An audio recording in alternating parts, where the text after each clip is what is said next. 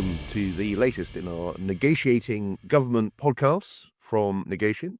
This is me, David Gauke, one of the founding partners of Negation, and I'm delighted to be joined once again by John Hall, former Treasury official. John, welcome. Thanks for having me back, David.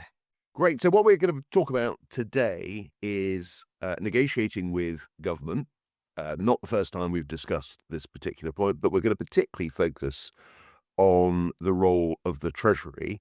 And at the risk of a big spoiler, we're going to make quite a simple argument, which is that if you are ever negotiating with the government, you are in practice negotiating with the Treasury. Not the only party you might be negotiating with, but the Treasury is always going to play a role one way or another. And that was certainly my experience as Chief Secretary to the Treasury. John, I'm hoping that you're going to say that's the experience you had as an official. If not, we're going to have to reframe this podcast altogether. No, I can reassure you, I was equally vilified by colleagues across Whitehall as the demon who was always sitting in on their shoulder when they were having conversations with people about improving public services in their areas. So let's start that. Let's try and substantiate our assertion that the Treasury is always an important player, and therefore understanding the Treasury is always an important part of the process of negotiating with the government. By just looking at what the Treasury role is and how it plays that role. So, John, let's get your opinion on this. Why is HMT so crucial, and how does it try to approach its role as the department that looks after the public finances? I mean, in a very simple sense, David, Treasury sits there because Treasury is the one department which has got to raise the money to pay for everybody's great ideas for improving public services, for making households and firms' lives better. The Chancellor is the one minister who's got to go on the TV and defend the cost of raising that. Across Whitehall, you've got very dedicated public service servants who are all trying to improve public services, who are all trying to do good things in their areas. That's very fragmented. Where government needs to come together in terms of its impact on people's lives is on the money, because the money ultimately needs to add up.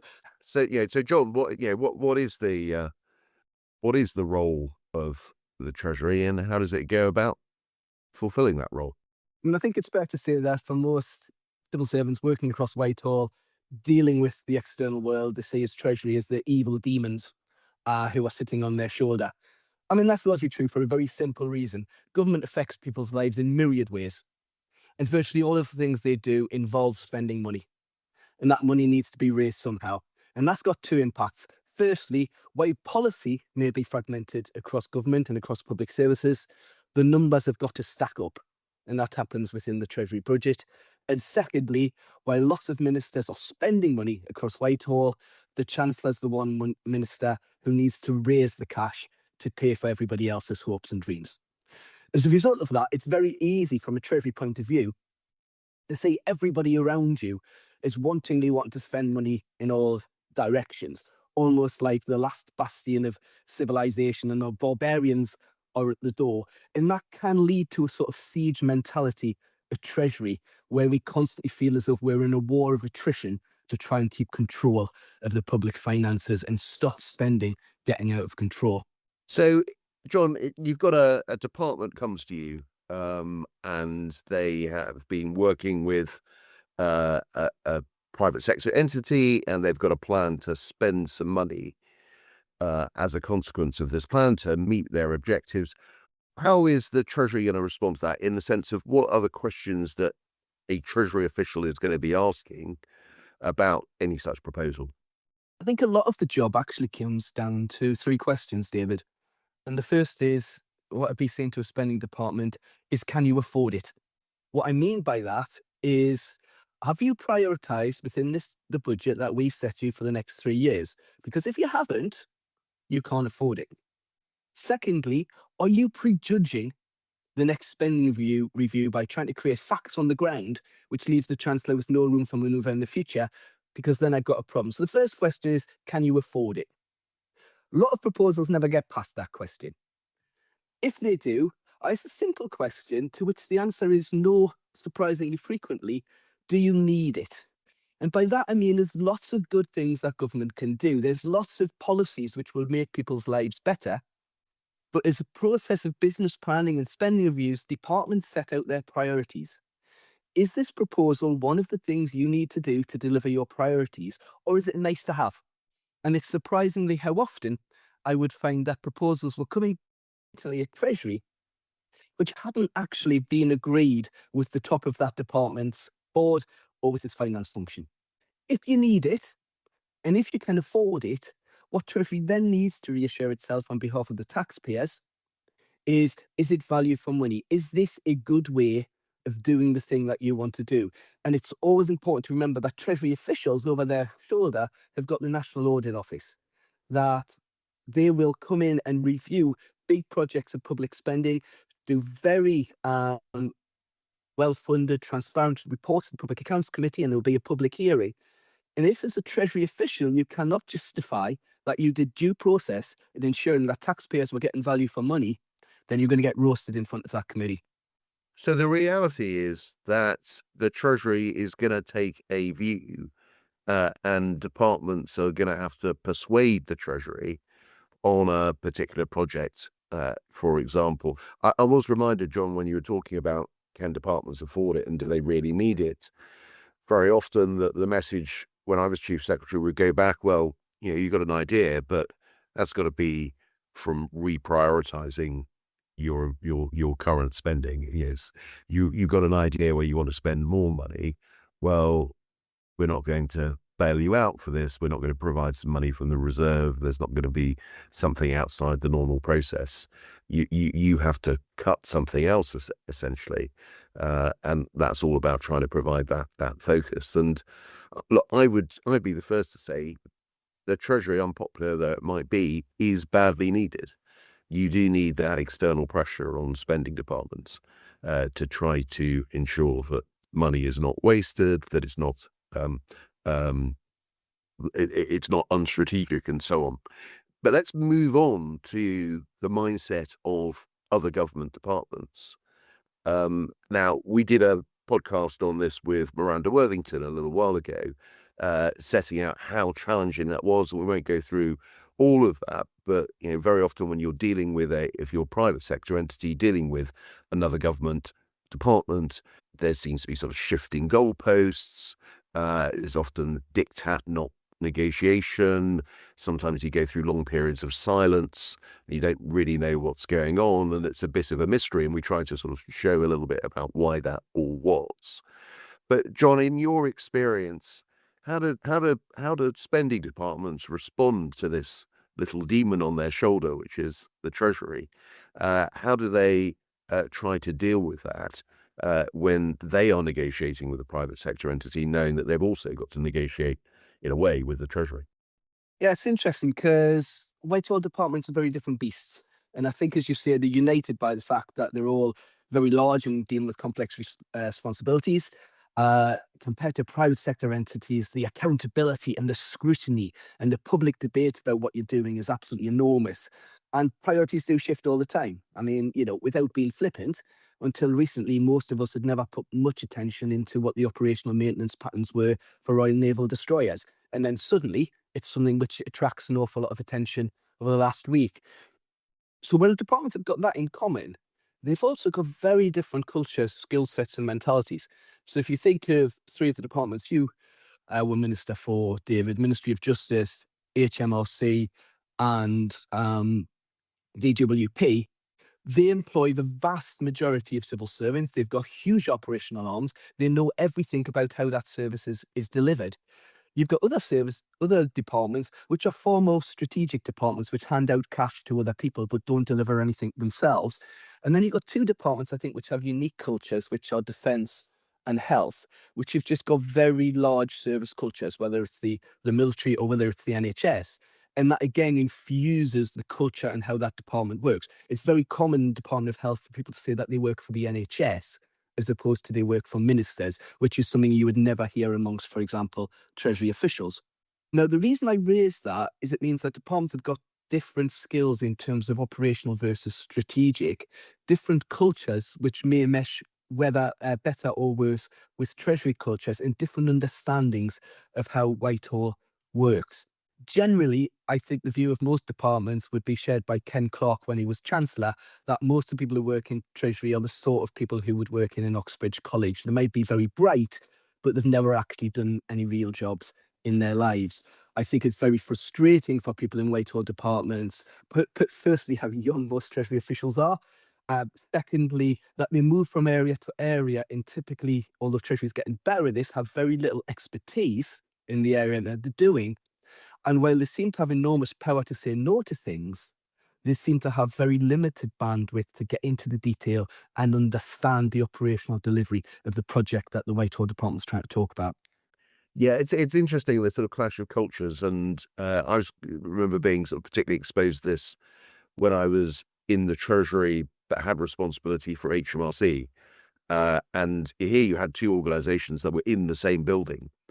You generally always knew who was the Treasury person and who was the HMRC person. HMRC people very often lifers within that organisation. A lot of them have been in the Inland Revenue or Customs and Excise back in the day, tend to be older, tend to have a lot of practical experience, tend to be very focused on operational matters. Treasury officials, generally younger, probably brighter. They're probably at the start of a kind of glittering career, but wouldn't have the same experience as HMRC officials would have, particularly in terms of that sort of operational matter. And so, in many respects, that could be really positive because they were bringing different perspectives and so on, but they were really quite different cultures. And you could see how there'd be circumstances where they would rub each other up the wrong way.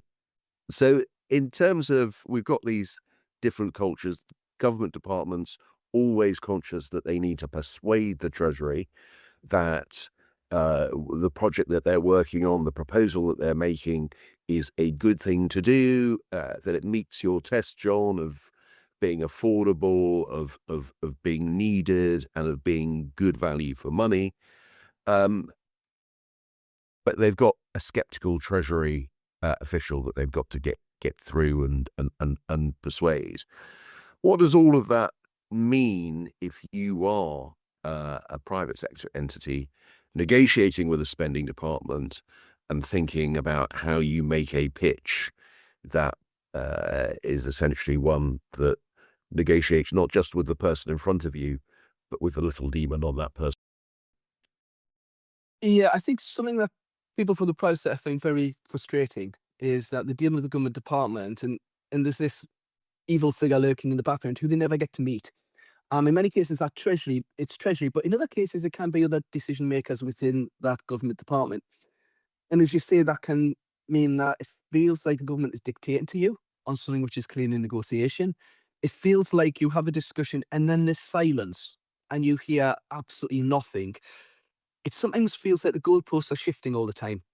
And it's certainly true that if you read every National Audit Office report ever written, it's often the case that government is quite slow to work out what it is that it actually wants and is actually quite poor at engaging with private sector firms in terms of co-producing that and understanding the market and the practicalities of delivery. So if I'm having that negotiation with the department on behalf of Treasury, then I think the most important thing to think of is that the person that you're negotiating with is your guy inside government. Instead of being the enemy who you're negotiating with, it's more like an account manager. Because for your business case, your proposal, your policy area to go forward, they need to do all the heavy lifting for you, which means they need finance agreed within their own department. They need their ministers to agree to the proposal. If the package of things that you need to happen will involve regulatory levers being pulled all over Whitehall or packages of support put there, they need to align people across fragmented government departments to make sure those things are all there. And ultimately, as always, the business case and the funding needs to add up when it comes to Treasury. So, John, what would be your top tips for a private sector entity negotiating with a spending department, thinking about how you get the Treasury on side? I mean, first and foremost, you've got to build relationships, both at official levels and, if appropriate, at ministerial levels. That if the person you're dealing with, who's the policy lead on the area that you care about, they're the person putting the advice up to the ministers. If you haven't convinced them completely and equipped them with the tools to get that agreed across Whitehall, then your thing is definitely not going to happen. Things I saw done genuinely very badly was private firms who came into a government proposal and just said, no, this won't work. Stop doing this. It's stupid. That I never changed what I did as a result of someone using that technique. I think it's really important for private firms to understand what the government is trying to do.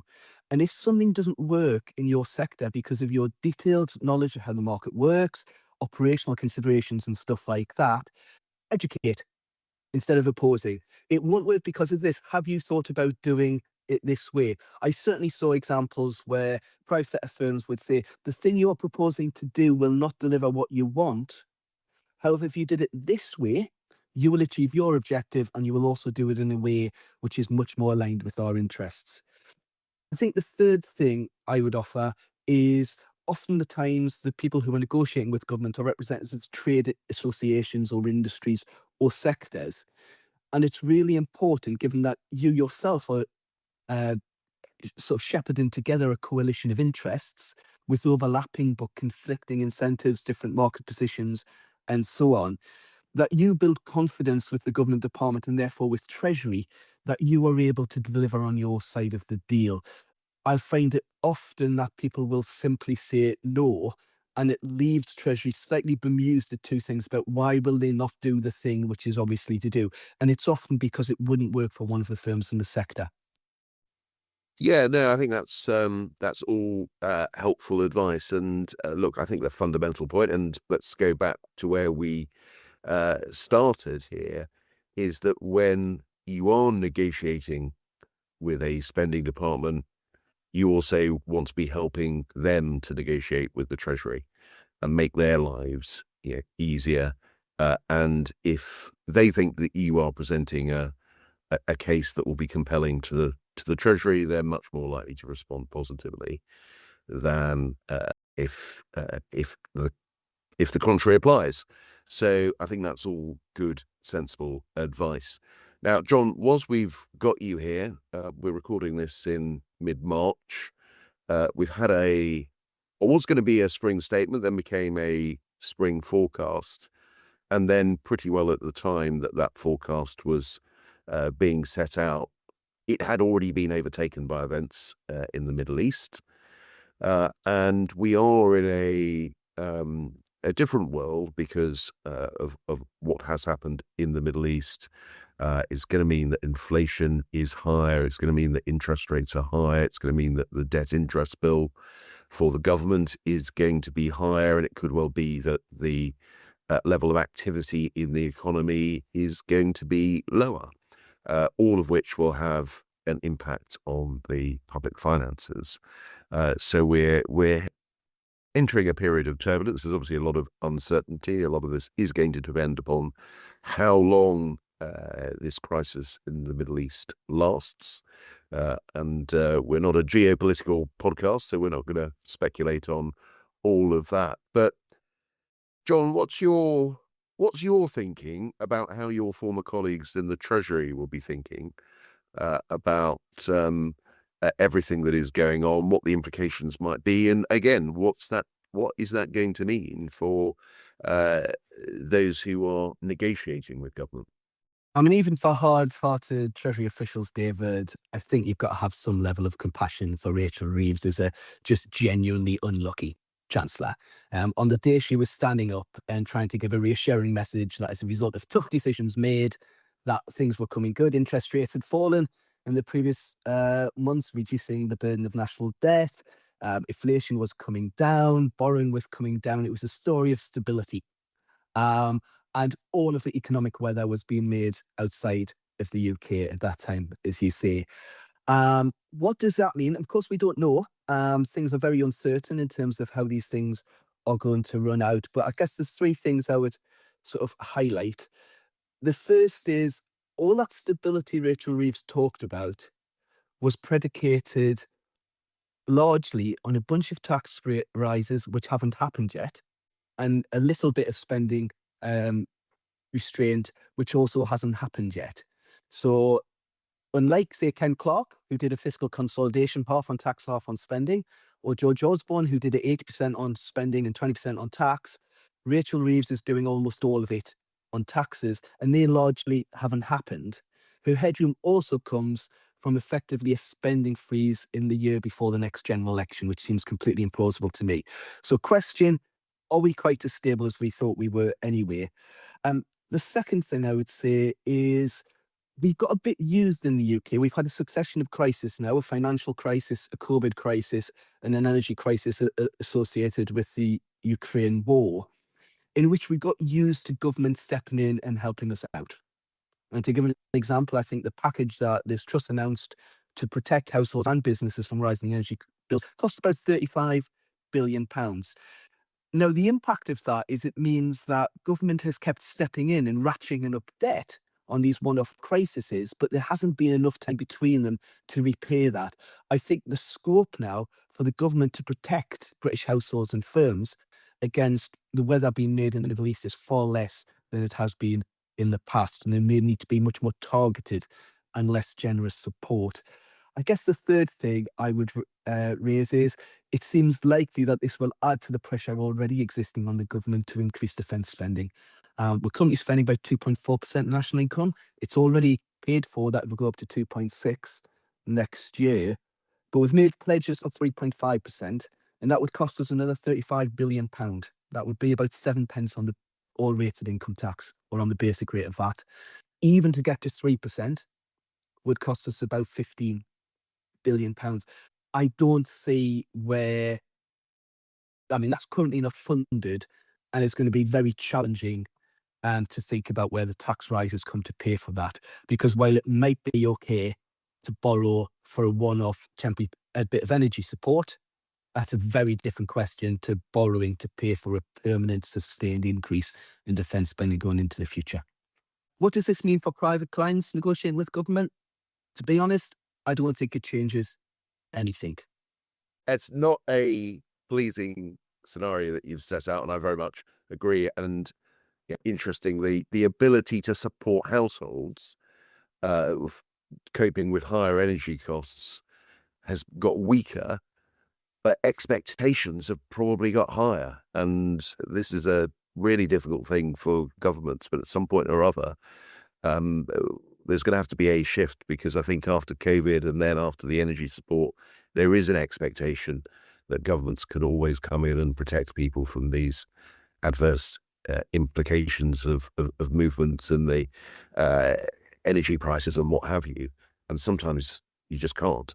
But there we go. Now, just to sort of finish off, in terms of, does this make a difference to anyone negotiating with government? I guess the fundamentals haven't changed. It's just all become a bit more difficult, isn't it? I think that's absolutely right. Well, we've finished on a point of agreement as well, so that's always a relief. And ex officials agreeing with an ex minister, just as it should be. So, thanks very much for listening to the latest in our Negotiating Government podcast. I hope that's been helpful. I hope we've explained exactly why the Treasury is always part of a negotiation, even if they're not in the room with you when you're negotiating with a spending department. So, thanks for listening, and thank you very much.